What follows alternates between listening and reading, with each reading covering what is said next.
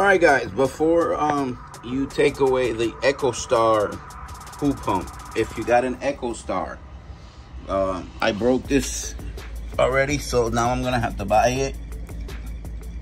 Usually you hold this in the back right here, the shaft, and you turn the impeller.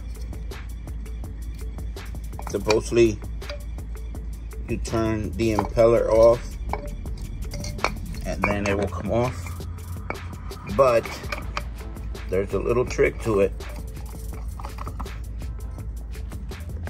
You gotta unscrew the little screw that's in here.